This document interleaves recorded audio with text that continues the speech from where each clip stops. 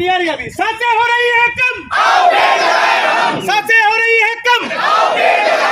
बाबा ऐसे रख। और हमारे साथ है राष्ट्रीय जंगल एवं प्रकृति बचाओ अभियान के राष्ट्रीय संयोजक धर्मेंद्र कुमार जी। सर, आज आप जंगल बचाओ प्रकृति बचाओ अभियान के तहत नई दिल्ली के जंतर मंतर आए हैं। प्रमुख मांगे क्या हैं केंद्र सरकार के समक्ष? देखिए, मुख्य मांगे हैं कि पांचों तत्वों का सामंजस्य नहीं है और पिछले 1960 से लेके 70 में एक तरफ जंगलों का जो ह्रास हुआ तो कई देश मिल करके यह एक तय किया कि हमको प्रति 22 अप्रैल को जो है से हमको पृथ्वी दिवस रूप के मनाना है, या फिर जंगल दिवस है, पर्यावरण दिवस है। इस तरह से प्रकृति बचाने के लिए कई दिवस हैं। जल दिवस के रूप में भी हम लोग मना रहे हैं। तमाम बुद्धिजीवी पर्सन ने इस तरह के तय किया। हम दिवस मना रहे हैं, लेकिन आज दिल्ली का क्या हाल है? प्रदूषण, वायु प्रदूषण है दिल्ली का। मैं कहता हूं कि हमारा फेफड़ा नहीं हाँफ रहा है, देश की राजधानी का फेफड़ा आज हाँफ रहा है।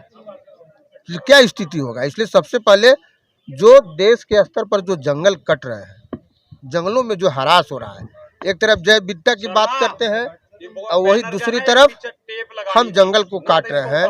जंगल पशु पक्षियों के द्वारा बनाया गया है, वह अपने लिए घर द्वार बनाया है, उसका घर उजाड़ करके हम कोयला निकाल के राज्य की समृद्धि कर रहे हैं, हम कहीं सोना निकाल के राज्यों की समृद्धि कर रहे हैं। तो यह किसी को घर उजाड़ के हम अपने राज्य की समृद्धि नहीं कर सकते। जंगल रहते हुए ही पशु पक्षियों को घर उजाड़ करके हम अपना विकास का कार्यक्रम आगे नहीं ले जा सकते। क्या लगता है जो प्रदूषण फैल रहा है उसी से कहीं ना कहीं जो चिड़िया थी पहले जो लुप्त हो चुकी हैं वो इसी कारण लुप्त हुई हैं? कई चिड़िया जैसे गिद्ध है, सबसे आप जानते होंगे या पूर्वजों के द्वारा आप देखे होंगे कि नहीं कहोगे, गिद्ध एक ऐसा पक्षी था जो कि जानवर जैसे ही मरता था ना, आन करके वो सारा जो है ना 2 मिनट में वो साफ करके ले जाता था। आज पूरे देश में जो जानवर मर रहे हैं तो वो उसका सड़ान हमको आज मालूम होता था, लेकिन 5 मिनट के अंदर में पूर्व में तमाम गिद्ध आज गिद्ध लुप्त हो गए। गरवैया दिवस मनाया जा रहा है, गरवैया पर भी लुप्त है। ऐसे कई पशु पक्षी पेड़ पौधा लुप्त के कगार पर है। लेकिन पब्लिक क्यों नहीं सुधर रही, पब्लिक क्यों नहीं मान रही? जिस तरीके से अभी कोरोना काल में भी पब्लिक को भी कहीं ना कहीं ऑक्सीजन की जो है मार झेलनी पड़ी, कहीं ना कहीं सरकार को भी इसका खामियाजा भुगतना पड़ा, फिर भी पब्लिक नहीं समझ रही है और आज भी जो है पेड़ काटे जा रहे हैं। पब्लिक भी नहीं समझ पा रही है, न सरकार समझ रही है, न सरकार चलाने वाले जो भी बुद्धिजीवी पर्सन है। मैं आपको कहता हूं कि ये दिल्ली जो है देश की राजधानी है और यहाँ एक से एक पत्रकार, एक से एक चिकित्सक, एक से एक साहित्यकार, मतलब कहने का मतलब कि देश के बुद्धिजीवी के हर एक क्षेत्रों में इस राजधानी में वास है। फिर भी दिल्ली भारत का हार्ट है, भारत का हार्ट है बुद्धिजीवियों का, फिर भी दिल्ली क्यों हाँफ रहा है? ये एक सोचने वाली विषय है कि हम ज्ञानी रहते हुए भी अज्ञानता की ओर काम कर रहे हैं। और सबसे ज्यादा जो खामियाजा इसको किसको दोषी मानते हैं हम? सबसे ज्यादा कौन है इसका दोषी? सरकार है या आम जनता? दोनों दोषी है। सरकार भी उतना ही दोषी है, आम जनता भी उतना ही दोषी है। दोनों, आम जनता को भी जागृति आना होगा। अभी धर्म की चारों तरफ बात चल रही है, लेकिन मैं जो कहता हूं कि ये सबसे पहले प्राण धर्म है। बिना प्राण के हम 1 मिनट भी जिंदा नहीं रह सकते। फिर भी हम तमाम ज्ञानी लोग अशुद्ध प्राण वायु क्यों ले रहे हैं? इसलिए घर घर से आवाज उठनी चाहिए कि हमको शुद्ध प्राण वायु चाहिए। ये राष्ट्रीय जंगल एवं प्रकृति बचाओ अभियान आपकी जो संस्था है उसका मेन उद्देश्य क्या है? उसका मेन उद्देश्य है कि प्रकृति धर्म के प्रति हर एक घर में लोगों को जागृति करना, हर एक क्षेत्र के लोगों को जागृति करना। जब तक हर एक घर से आवाज नहीं उठेगा तब तक जो 5 तत्वों में जो सामंजस्य नहीं है वो नहीं हो पाएगा। और आज कोरोना है, कल नए नए रूप में नए नए तरीके से संक्रमण बीमारी आते रहेंगे, हम उसके गिरफ्त में आते रहेंगे और आने वाले जो पीढ़ी है और ज़्यादा भयानक स्थिति में है। इस अर्थ युग में हम तमाम लोग अर्थ के पीछे भाग रहे हैं, लेकिन हमको प्रकृति के पीछे भागना होगा, क्योंकि हम अपने फेफड़ा को जब तक शुद्ध वायु नहीं दे पाएंगे तब तक यह शरीर शुद्ध नहीं हो पाएगा, मन शुद्ध नहीं हो पाएगा, विचार शुद्ध नहीं निकलेगा। इसके लिए हम आप बोलते रहिए, इसका आवाज आ रहा है। हाँ, जब तक हम लोगों का ये, इसलिए हर एक घर में इस प्रकृति धर्म के प्रति, प्राण धर्म के प्रति, पांचों तत्वों के सामंजस्य के प्रति आवाज़ को पहुंचानी होगी। और हर एक घर से जब तक ये आवाज़ नहीं निकल पाएगा तब तक यह धरती प्रकृति का जो आपस में जो अभी है वो नहीं ठीक हो पाएगा। लास्ट में तमाम जनता आपको देख और सुन रही है, क्या संदेश और क्या अपील करना चाहेंगे? हम चाहेंगे कि यह पांच तत्वों के शरीर के लिए इस धरती पर आम जनता, चाहे बड़े हो, बूढ़े हो, शिक्षक हो, नौजवान हो, हर एक साल 5 वृक्ष लगाएं, तभी यह 5 तत्वों से बना शरीर शुद्ध हो पाएगा। कहीं तो कहीं शादी होती है, ब्याह होता है, रोजमर्रा में कुछ ना कुछ, कहीं जन्मदिन है, कभी कुछ है, कोई त्योहार मना रहा है, तो क्या लगता है कि हमें गिफ्ट की जगह क्या पेड़ पौधे देने चाहिए? पौधे ये गिफ्ट के रूप में तो हम लोग पिछले कई वर्षों से देते आए हैं। मैं ही खुद देता हूँ। मैं शादी में जाता हूँ तो आम का पेड़ के लेकर जाता हूँ, किसी के जन्मदिन पर जाता हूँ तो फलदार वृक्ष लेके जाता हूँ, किसी पिता के पुण्य तिथि में अगर जाता हूँ तो वहाँ भी मैं पौधा ही लेके जाता हूँ। इसलिए अगर यह सब सोच ले कि हमको जन्मदिन को यादगार बनाना है तो एक पौधा अपने भी जन्मदिन पर लगाए, या शादी के सालगिरह पर लगाए, या फिर अपने पुरखों के स्मृति में एक पौधा लगा करके, जिसे नेताओं अपना शिलापट लिखते हैं। तो हम हर एक जनता से भी आग्रह करेंगे कि आप अपने पूर्वजों के नाम पर भी एक पौधा लगा करके अपने पूर्वजों का नाम लिख करके आने वाले पीढ़ी को एक संदेश दें। एक संदेश, और आगे वाली पीढ़ी जो है वो सुरक्षित रहे। सुरक्षित रहे। तो देखा आपने, ये थे हमारे साथ राष्ट्रीय जंगल एवं प्रकृति बचाओ अभियान के राष्ट्रीय संयोजक धर्मेंद्र कुमार जी। देखिए हमारे साथ राजेश सहजवाल जी भी जुड़ चुके हैं, जन कल्याण भूमि मुक्ति फाउंडेशन के संचालक हैं।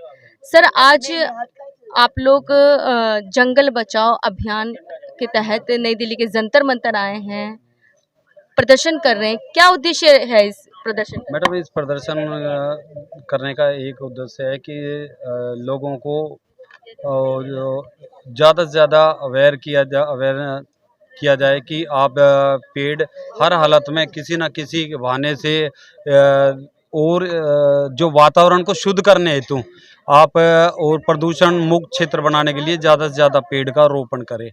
और एक आप लोगों के माध्यम से एक बातचीत और बताऊंगा कि अगर कोई भी पेड़ का रोपण करे तो जैसे छोटे छोटे है ना, ये ऐसे पेड़ों का रोपण ना करें, पेड़ों का, इन वृक्षों का रोपण करें तो बड़े वृक्षों का रोपण करें, जिससे कम से कम वो जल्दी हो जाए। जैसे कि अगर हम इसको एक छोटा सा पेड़ लगाएंगे और कम से कम 7-8 जने लगकर इस पर फोटो खिंचवाते हैं, तो वो ना करें। कम से कम पेड़ की ऊंचाई 7-8 फुट तो कम से कम हो, और उसके लिए 1.5 से 2 फीट के बीच का गड्ढा जरूर हो।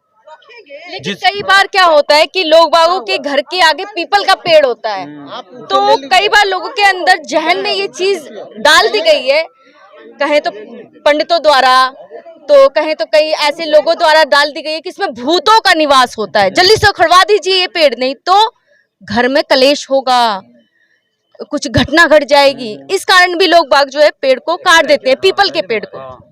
मैडम, ये है ना, ये काफी टाइम से चली आ रही है। जिस पर अगर कुछ उन्होंने काम किया तो उनका तो निवारण निकल गया, लेकिन जिस तरीके से कि अगर ये पीपल का पेड़ घर के आगे हुआ तो काट दिया, किसी दुकान के आगे हुआ तो काट दिया। हमारे साथ भी हुआ है कि अगर हमने 100 फुटे पे छतरपुर में पेड़ लगाए थे तो एक शोरूम के आगे था, शोरूम वाले ने काट दिया, इतना मोटा पेड़ था। लेकिन कम से कम हम उनमें साथ साथ पेड़ लगाने के लिए साथ साथ लोगों को जागरूक भी करें कि कम से कम पीपल का पेड़ जिस तरीके से शुद्ध आपके क्षेत्र को शुद्ध वातावरण करने के लिए है।